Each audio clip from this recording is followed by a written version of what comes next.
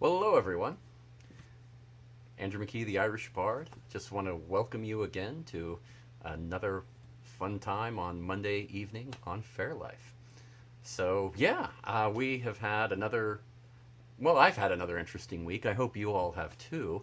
Uh, Great to see you. Oh, hey, Janine. Great to see you as always. Fun time. Yeah, I'm not sure how many people are watching right now, but oh, hey, Kathy. Good to see you. Uh, but yeah, it was a good, interesting week. I ended up going and visiting my parents and going and seeing them for several days. And I really hadn't spent much time with them at all since the whole COVID thing started. So it's been over a year and a half. So great time, great to see them, and always a pleasure. I actually like my parents, so that makes it easier. It's a lot easier when that happens. Uh, but yeah, we did have Father's Day on Sunday, and I got to spend Father's Day with my dad, so that's always nice. I hope everybody remembered to say Happy Father's Day to their father on that, because when you forget, it's never fun. And hey, Damaris, hello, uh, and Janine made it home from hunting dinosaurs the 2 previous weeks. Wow, um, that's hunting dinosaurs. I mean, the obvious joke being, of course, wow, what gauge shotgun do you use? But I imagine hunting the bones themselves, which is a little more realistic and a lot more tedious. You think hunting and just sitting down and waiting for hours and hours can be tedious? No, I would say hunting for dinosaur bones is probably very tedious. So I give you a lot of credit, Janine. That is not easy. Not an easy thing to do. Oh, also, I wanted to wish everybody a wish everybody a happy. I guess happy. Do you say happy summer solstice or happy midsummer? I don't know. I don't know what the proper greeting is for midsummer, the summer solstice. That's a good question. Does anybody know what the proper greeting for the solstice is? Just happy solstice? I don't know. It's a really good question. So yeah, put in the messaging. Message me what the proper greeting is because I'm really curious. I do not know. It's a very good question. For the few of you, I'm sure most of you know about the summer solstice. For the maybe half person in there who doesn't know, it's the summer solstice. The longest day of the year with the sun so being out. It's kind of interesting. Joyous solstice? I like it. Uh, hmm. I like it. I like it. Blessed solstice? I like that. Blessed solstice. Joyous solstice. Um,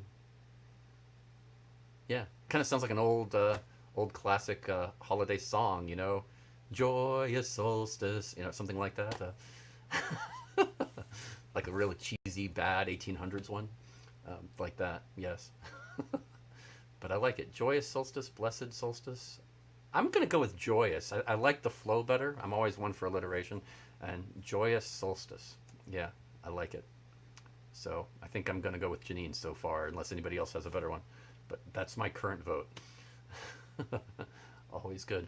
So yeah, I had a busy time out of town for most of the last week, so I jumped back in last night. So that was kind of crazy, and got things together for the show today. So that's mostly how I spent my day. But yeah, where I guess Katsurita was herding chickens, I was getting the show together. But it's always interesting.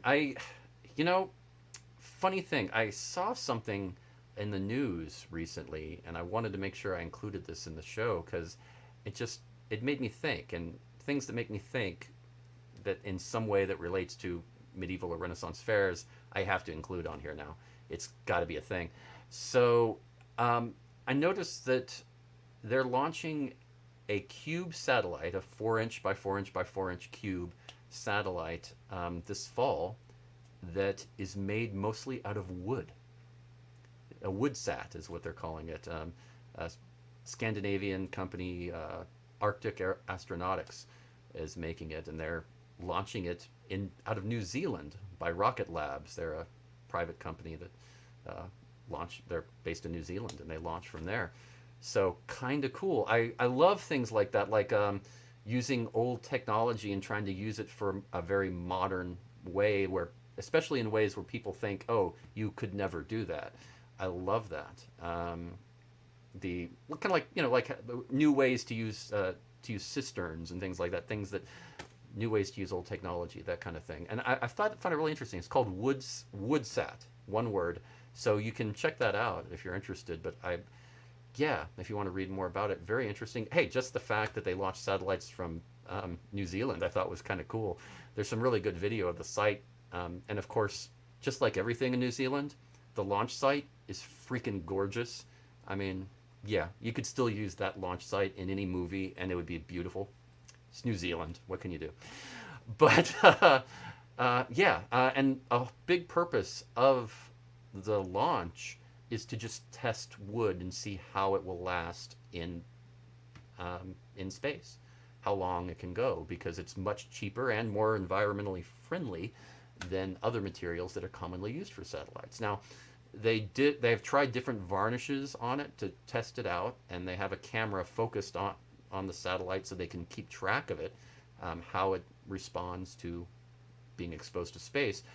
But they did put a thin coat of aluminum oxide. That's for those scientists out there who are paying attention, saying, "But wait, how did they handle dealing with all of the all of the oxygen that will react with the wood in some way or another?" Well, they put a thin coat of aluminum oxide on there to try to try to take care of that. So yes, it will be interesting to see, because satellites. I mean, some satellites they're up there for decades, and some of them even work for that long. Others, they have generally a 10-year lifespan or so, and that's about it. So we'll see. I mean, if it can last a good 10 years, then we've got a ball game. And these are small satellites. The concept is to make them. Okay, well, real quick, the whole concept is mainly for universities, small businesses, who want to make a small satellite for a particular purpose, for research or whatever, and they launch a huge chunk of these satellites all at once, thus splitting the cost, so it's actually not that expensive to launch. Now, the problem is the satellite itself costs a lot. So if you can get a building material like wood to do it, that really changes the game, where a lot of people could launch a satellite. So yeah, it is going to be interesting. It is going to be interesting.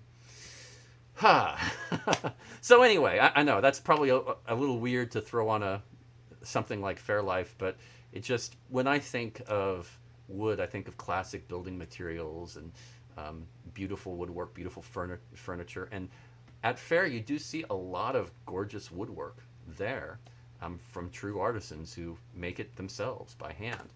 And so yeah, I just thought using an older material for something like that, something you should know about, because I just thought that was cool. And Janine says, yeah, that's the world's thinnest aluminum foil jacket. I like it. Yes, and Jan is right. The space trash is a problem. Now, they are going to be in low Earth orbit, and hopefully with a cost like that, maybe it'll be easy to have them re-enter the atmosphere, and wood. Not really worried about it surviving the re-entry. So yeah, I think it's might be something that could work. I don't know. I mean, it's certainly, hopefully it won't stay up there, but that's a different problem and a different question. So anyway, just under the list of I found this interesting and it made me think of Faire in some way category, but thought I would share. So anyway, yeah, let's see.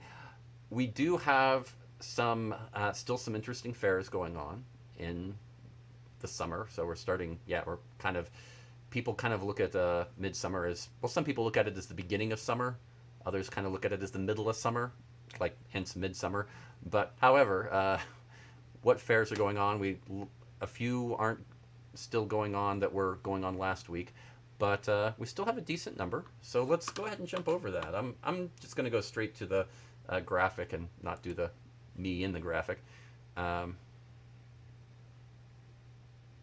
and oh, right, Janine, yeah, the one of the things I'm going to go ahead and comment on this, even though this graphic is up. That Rocket Labs, they're coming out with a new rocket soon that is supposed to be able to send things to the moon, possibly. So you might see more of that, considering their target is private companies or universities. You could do that. So yeah, there might be wooden landers or satellites or something that end up at the moon. That would be interesting. So always fun. Okay, so yeah, let's see what we have. We have a few that were around last week. The Kentucky Highland Renaissance Festival in Eminence, Kentucky, always fun, and West Virginia Renaissance Festival in Lewisburg, West Virginia, and again White Hart Renaissance Fair in Hartville, Missouri. So yeah, some of the classics are there, always good. But accompanying those, we have some in the Northwest, way that we didn't have anything last week. So that's kind of nice. And of course, in the hottest parts of summer, not a bad place to go for a fair, I think. So not a bad idea. One in Idaho, in Rexburg, Idaho, the East Idaho Renaissance Fair, and another one, the Fairy Blossom Festival in Vancouver, Washington. So kind of interesting.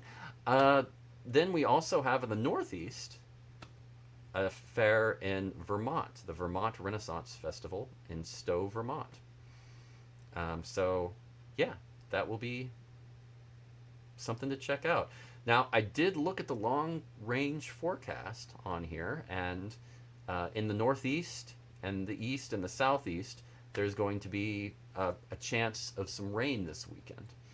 It's long range forecast, grain of salt, all of that. Don't take it too seriously, because when you start getting more than 3 days out, weather forecasts are a little rough. But I went with the National Weather Service, and it's something to look out for. So if you're thinking of going to the Vermont Renaissance Festival, or the West Virginia Renaissance Festival, or the Kentucky Highland Renaissance Festival, you might want to keep an eye out on the weather and be prepared for some rain, because it might happen. It may happen. So something to be aware of. So yeah, just something to keep an eye on. So still some good fairs going on. It's nice to have options, I always say. Always nice to have options. So yes, and yeah, Damaris is saying next thing you know, we'll be colonizing the moon instead of just sending things to it. And you're not wrong. With some of the interesting things going on with China starting to utilize their and set up the early makings of their space station, we're kind of getting into another space race here, and we'll see. We'll see. There might be some interesting things in the pipeline in the future, in the next few decades. So it could be interesting. Yeah,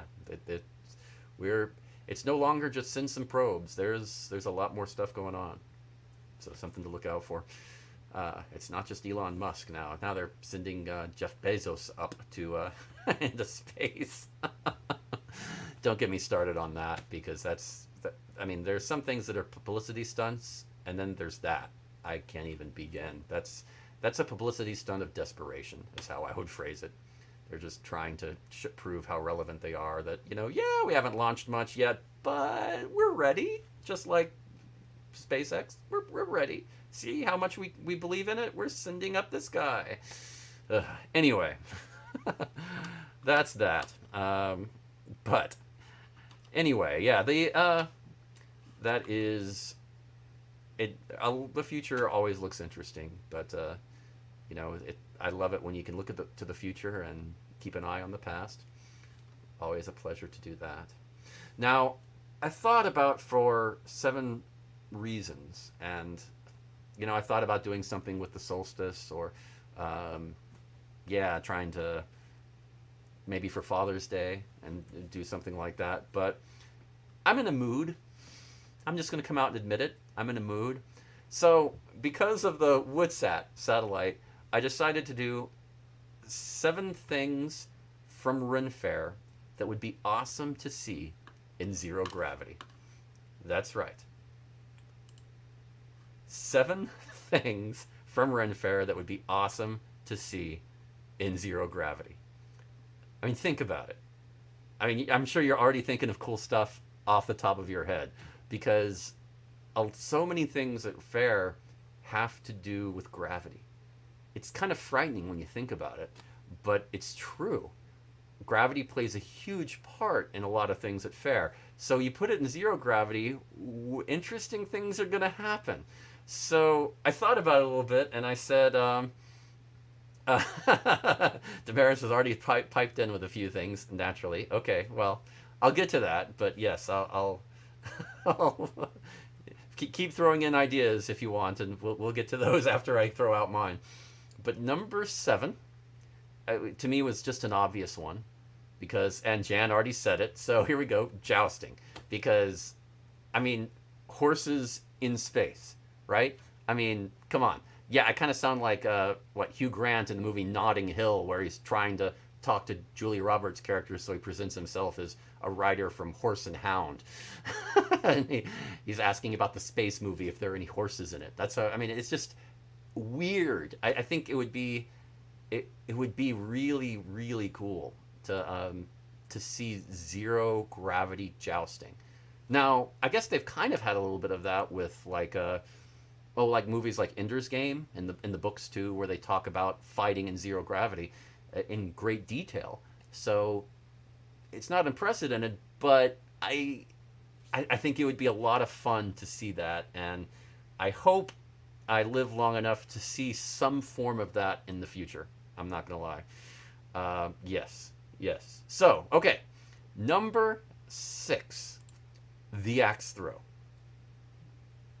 Come on, I mean, I don't know if I would want to see it in on the International Space Station, because that just is dangerous on so many levels. But the axe throw, I mean, the physics and how you throw it is going to be different. It's not the same process. It's a little different. So I would be interested to see how easily that could work. I mean, in a way, you could just get it and just hurl it towards you, but you want to get that momentum going. So that'd be interesting. It'd be interesting. Yeah. Just interesting. And yeah, Janine's right about horses and maybe having problems without gravity. It may have to do it without the horses if you're jousting. That is true. It may not be able to include horses. It may have to be something else. So something to be aware of. Number 5. And this is the obvious one for me, of course, and that's musical instruments. I think musical instruments. Well, I just thought I wish I had seen more musical instruments in space, because I think some of them do deal with gravity a little bit. Most not too much, but it does play a part, and it would change a little bit how you play some things. So I just think it'd be interesting. I mean, the air is different too, so in a controlled environment like that, so that would be interesting. I thought I'd really like to see more instruments, and I researched it a little bit, and guess what? There have been instruments in space. I mean, you don't hear about it very often, and there were let's see, the first one recorded at least was in 1965 on Gemini 6, was a harmonica, and that went up, and then there are some instruments on the International Space Station. I did not know this. There's a guitar up there constantly, and people have been playing that for years on there. A flute was brought up at one point, and an astronaut got to play that. So an astronaut made some bagpipes out of plastic because of the weight to try to keep it down, and played bagpipes. I found that interesting. And a guy actually used vacuum cleaner pipes that were spare up there to make a didgeridoo. I swear to God, that was pretty awesome. That would be pretty awesome. Rain sticks, I'm gonna totally give you that. That would be weird. That would be just strange. That would be strange. Yes. You get some interesting stuff. And when I thought about it, I did realize I had seen some people singing or playing a musical instrument a few times, but I hadn't seen it much. And I'd love to see more of it. I think it would be kind of fun to have, campfire sing-song time on the International Space Station once a week kind of thing. I think that'd be hilarious and pretty cool. But, I'm a little biased, so musical instruments I thought would be nice. Okay, Number four. Number four. Dancing. I mean, think about court dancing in zero G. Zero G court dancing. I think that would be kind of fun.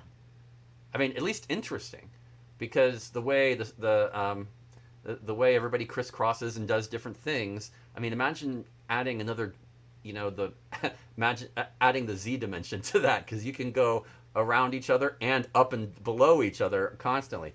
That it opens up some interesting ideas for a choreographer. I will definitely say that, and just being able to do that, I think, would be kind of interesting too, because imagine the precision necessary for making precise movements like that and velocities in zero G.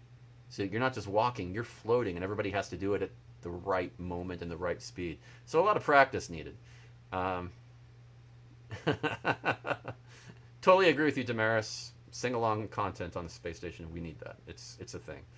Definitely. That deserves a petition. And number three, the mud show. Think about it. Think about a zero G mud show. I mean, it doesn't matter what seat you're sitting in, you're going to get mud on you.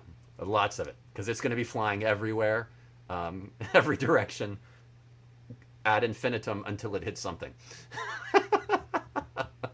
We're talking Newton's laws here. It's just going to keep going. So, yeah. Yeah. I think, I don't think I would necessarily want to be there, but I'd love to see video of it. Because it would be a dirty mess, but it would be hilarious. I think a 3D or a zero G mud show in 3D, yeah, in a way, would be really awesome. Just interesting to see. Okay, number two. And somebody said that earlier, jugglers. I think jugglers, like, imagine Paulo Garbanzo, if you're familiar with him, being able to just throw pins around and he doesn't get them back until they bounce off walls or ceilings or something. I can just imagine some of the tricks he would come up with. I think it would be truly epic, because the way his mind works, I think it would be really interesting. So I would love to see him do a zero G juggler. Janine's right. You would need a booth for the mud, then vacuum everyone down at the end of the show. Yeah, it would be a thing. Everybody would have to go through you'd all have to wear clothes that just, because otherwise everybody would have to change clothes immediately. You'd have to wear a sort of a raincoat thing that got all that, and you could take it off and vacuum it all up. That would be the way to go. Paulo Garbanzo in space. Yeah, that's now that I think about it, that's almost scary. I mean, yeah, that's a little scary. Well, you're right, and Janine's right. Yeah, you'd be chasing clubs, balls, whatever. But like I said, you'd have to bounce stuff off. But if you're a really well-trained juggler, I mean, I've seen jugglers use walls and bounce balls off and catch and do all this crazy, interesting, intricate things. And I've seen them bounce even pins off walls and catch them and do some creative things. So I know it can be done.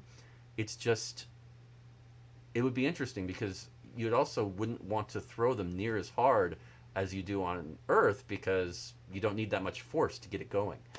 It would be very dangerous to throw it too hard, really. So it'd be counterintuitive on a few things. They'd really have to work on it. Okay, and number one, and I really thought hard about this. What should be number one? And I came up with kilts and hoop skirts. I mean, just think about it. How could that not be ridiculous on so many levels?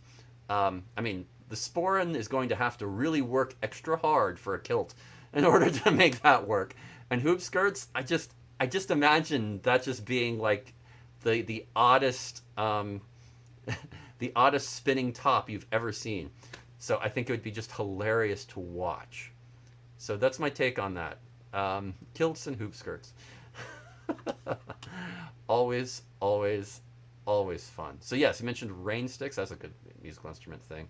Definitely. And fire axe. Yeah, I thought about a few things like that. And the axe throw was the closest I got to that, but even that was a little crazy. But fire axe, I mean, fire in space, not a good idea. Not a good idea. They frown on that. I don't think you could get away with that. I don't think you could get away with that. And Jacob's Ladder, I thought was another really good, um, really good idea. I mean, that honestly, Jacob's Ladder, it would probably be a lot easier to do that in zero G. So, in fact, having ladders and to handholds to go around is like what you want in a in zero G. So, really, I don't know if that would be a bad thing. It'd make it so much easier. Janine's talking about magnets, and yes, for the clothes. Yeah, you probably would have to do something like that, but yeah, yeah, it would definitely be an interesting challenge. So I guess I will just leave you with that mental image, because I'm that kind of person. Gonna leave you with a mental image of spinning Scotsmen and court ladies, because how can that not be fun? And oh, and yeah, I guess I will end things here, and I will get to see you next week. I know that Alacia couldn't join us here in the comments tonight, but hopefully she'll be back next week. Uh, yeah, it's been a crazy week, but I hope that all of you have had a good one and have a great one this week, because yeah, I know it's a little hot out there, but it could be worse. So don't complain too much. Trust me. So thank you, and have a great evening, a great night, and not only have a life that's fair, but have a fair life. And I'll see you soon.